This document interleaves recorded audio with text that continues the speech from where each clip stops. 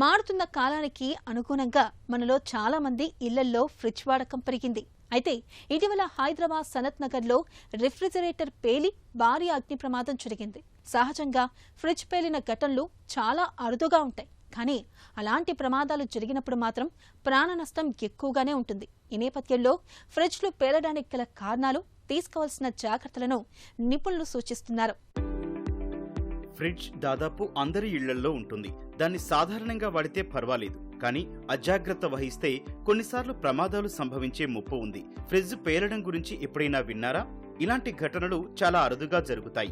అలా అని పట్టించుకోకుండా ఉంటే మాత్రం మొదటికే మోసం వస్తుంది. తాజాగా హైదరాబాద్ లోని సనత్ నగర్ లో ఫ్రిడ్జ్ పేలడం వల్ల భారీ అగ్ని ప్రమాదం సంభవించింది. ఇళ్లంతా కాలిపోయింది. అదృష్టవశాత్తు ఇంట్లో ఒంటరిగా ఉన్న 2వ తరగతి బాలుడికి ఏం కాలేదు. ఇక్కడ ఆసక్తికర విషయం ఏంటంటే ఆ పిల్లాడే అందరినీ అలర్ట్ చేసి మంటలు విస్తరించకుండా చాకచక్యంగా వ్యవహరించాడు. ఫ్రిడ్జ్ పేలిన వెంటనే అప్రమత్తమైన బాలుడు తల్లికి సమాచారం ఇచ్చాడు. డోర్ లాక్ చేసి మిగతా ఫ్లాట్ ఓనర్స్ ను అలర్ట్ చేశాడు. దీంతో అపార్ట్మెంట్ కు పవర్ సప్లై ఆపేసి గ్యాస్ సరఫరా నిలిపివేయడంతో పెను ప్రమాదం తప్పింది. ఈ ఘటన ఫ్రిడ్జ్ వాడకం పట్ల ప్రజలకు ఒక హెచ్చరిక లాంటిది. ఫ్రిడ్జ్ పేలుడుకు ప్రధాన కారణాలు: ఫ్రిడ్జ్ వెనక భాగంలో ఉండే కంప్రెసర్ యూనిట్ పేలుడుకు ప్రధాన కారణం. కంప్రెసర్ కాయిల్స్ ద్వారా గ్యాస్ ను పంపుతుంది. ఒకవేళ కంప్రెసర్ ఎక్కువ వేడైనా, బ్లాక్ అయినా ఎక్కువ గాలి పేరుకుపోతుంది. దీనివల్ల ఒత్తిడి పెరిగి పేలుడుకు దారితీయవచ్చు. కంప్రెసర్ అధికంగా వేడెక్కడం కూడా ప్రమాదానికి కారణమే. ఆధునిక రక్షణ చర్యలు లేకపోవడం వల్ల 8 నుంచి 10 ఏళ్ల నాటి ఫ్రిడ్జ్ లో ఇలాంటి ప్రమాదాలు ఎక్కువగా జరిగే ముప్పు ఉంటుంది.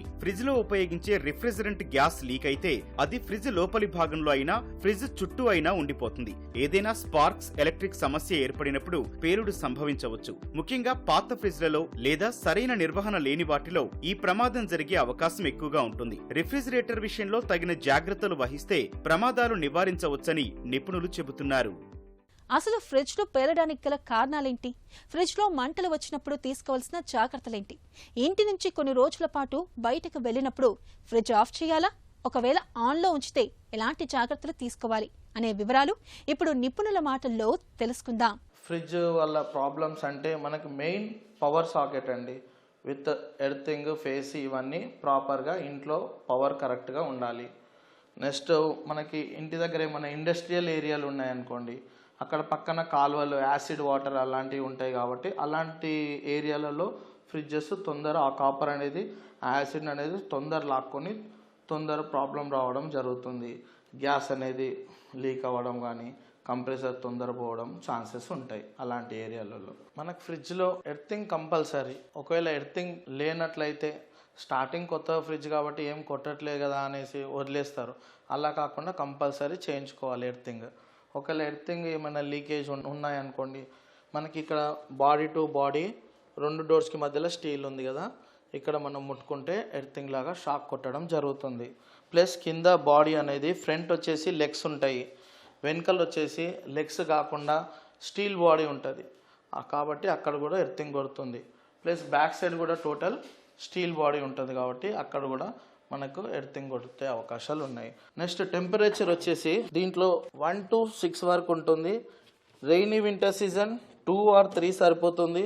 నార్మల్గా సమ్మర్లో వచ్చేసి ఆప్టిమల్ ఇంకా ఎక్కువ అంటే 5-6 పెట్టుకోవచ్చు. బట్ లేటెస్ట్ మోడల్స్లో ఏంటంటే డిగ్రీస్ వైజ్ 1 డిగ్రీ అంటే మ్యాక్సిమం కూలింగ్, 7 డిగ్రీ అంటే మినిమం కూలింగ్. ప్లస్ ఫ్రీజర్లో మెయిన్ మనం గ్లాస్ ఐటమ్ పెట్టకూడదు. ప్లస్ స్టీల్ టిఫిన్స్ కూడా పెట్టొద్దు. ఓవర్ కూల్కి మనకి గ్లాస్ అనేది బ్రేక్ అవుతుంది. ప్లస్ స్టీల్ టిఫిన్స్ అలాంటివి పెడితే సైడ్కి క్రాక్ వచ్చి కింద బల్జ్ అవుతాయి. కాబట్టి అవి పెట్టకూడదు. ఫ్రిడ్జ్లో వచ్చేసి వేడి ఐటమ్స్ పెట్టొద్దు. మనకి మ్యాట్స్ కానీ, న్యూస్ పేపర్స్ కానీ, క్లాత్స్ అలాంటివి ఏమీ ర్యాక్స్ పైన వేయకూడదు. వేయడం వల్ల మనకు డిసడ్వాంటేజ్ అంటే ఫస్ట్ కూలింగ్ పెట్టుకోవాల్సింది తక్కువ పెట్టుకోవాల్సింది ఎక్కువ టెంపరేచర్ పెట్టుకోవాల్సి వస్తుంది. కంప్రెసర్ తొందర ఆఫ్ అయ్యేది ఎక్కువసేపు రన్లో ఉంటుంది. దానివల్ల పవర్ కన్సంప్షన్ కూడా పెరుగుతుంది. ప్లస్ మనకి 1 వీక్ వచ్చే ఐటమ్స్ 3 డేస్లో అలాగా పాడవడానికి ఛాన్స్ ఉంటుంది. నెక్స్ట్ ఎవ్రీ 1 ఇయర్కి ఒకసారి ఈ గ్యాస్ కిట్ అనేది క్లీన్ చేసుకోవాలి. దీంట్లో అంతా పురుగులు పట్టడం, మసాలాలు ఏమన్నా పడడము అలాంటివి ఉంటుంది, ఫంగస్ ఫామ్ అవుతుంది. కాబట్టి ఇది ఎవ్రీ 1 ఇయర్కి ఒకసారి తీసి వామ్ వాటర్లో ఆర్ షాంపూలో క్లీన్ చేసి మళ్ళీ సేమ్ ఎలా ఉందో అలా స్టిక్ చేసుకోవడం. ఎప్పుడైనా మనం బయటికి వెళ్ళినప్పుడు వెకేషన్ మోడ్ అని మనకి ఆప్షన్ ఉంటుంది. లేదు పూర్తిగా మనం ఫ్రిడ్జ్ ఆఫ్ చేసుకోవాలి అనుకుంటే ఫ్రిడ్జ్ ఆఫ్ చేసి లోపలంతా మొత్తం డ్రై క్లాత్ మొత్తం క్లీన్ చేసి వెళ్తే మంచిది. ప్లస్ స్టోరేజ్ రూమ్లో పెట్టొద్దు. మనకి గ్లాస్ విండోస్ కానీ డోర్స్ క్లోజ్ చేసి ఉండొద్దు. మనకి సన్లైట్ కింద కూడా డైరెక్ట్ పెట్టొద్దు. ప్లస్ గ్యాస్ సిలిండర్ పక్కన వాడడం అలాంటివి చేయొద్దు. కింద వెట్టి లేకుండా తడి లేకుండా చూసుకోవాలి. ఎర్తింగ్ ప్రాబ్లం కూడా వస్తుంది అలాగా. మెయిన్ ఫ్రిడ్జ్కి వచ్చేసి back side 4 inches to 5 inches gap వదలాలి. సైడ్స్ కూడా మోర్ దెన్ 5 inches ఉంటే బెటర్. మనకి మెయింటెనెన్స్ ఏంటంటే ఎవ్రీ 1 yearకి ఒకసారి సర్వీస్ ఇంజనీర్ వేసి క్లీన్ చేయించుకోవాలి ఇది. ప్లస్ ఇంట్లో ఏమైనా డాగ్స్ ఉంటాయి అనుకోండి, దాని హెయిర్స్ వచ్చేసి మొత్తం వచ్చేసి దీనికి అంటుకుపోతాయి. దానివల్ల మనకు కూలింగ్ తక్కువ అవుతుంది. నెక్స్ట్ సైడ్స్కి వచ్చేసి దీనిపైన ఫ్రిడ్జ్ పైన కవర్స్ లాంటివి వేస్తారు, కవర్ చేస్తారు ఫుల్గా. అలా కవర్ చేయొద్దు మనకి, ఎందుకంటే సైడ్స్కి హీట్ వస్తుంది కాబట్టి అలాంటివి ఏం పెట్టొద్దు. ఫ్రిడ్జ్ పవర్ కార్డ్ వచ్చేసి డైరెక్ట్ ఇంట్లో ఉన్న పవర్ సాకెట్కి పెట్టాలి, అంతేగాని ఎక్స్టెన్షన్ బాక్స్ యూస్ చేయొద్దు. ఎందుకంటే అది ఆర్డినరీ వైర్స్ లోపల అల్యూమినియం టైప్ ఉంటుంది. మన ఇంట్లో వైరింగ్ వచ్చేసి కాపర్ వైరింగ్ 320, 720 వైరింగ్ ఉంటుంది, విత్ ఎర్త్ వైర్ ఉంటుంది, ప్రాపర్ ఉంటుంది. కాబట్టి మనం ఇంట్లో ఉన్న బోర్డుకే పెట్టాలి. నెక్స్ట్ దీని కింద చాలామంది స్టాండ్స్ ఆన్లైన్లో బుక్ చేసుకొని మరి పెడుతున్నారు. వీల్స్ స్టాండ్స్ అసలు యూస్ చేయొద్దు. మనకు ఫ్రిడ్జ్ అనేది మూమెంట్ అనేది ఉండొద్దు, ఒకటే దగ్గర స్టెబుల్ ఉంటుంది.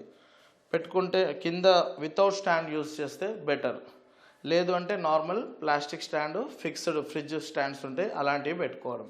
ఎవ్రీ 1 yearకి ఒకసారి బిఫోర్ సమ్మర్ మనం సర్వీస్ టెక్నీషియన్ని పిలుచుకొని టోటల్ ఫ్రిడ్జ్ ఒకసారి సర్వీస్ చేసుకుంటే బెటర్.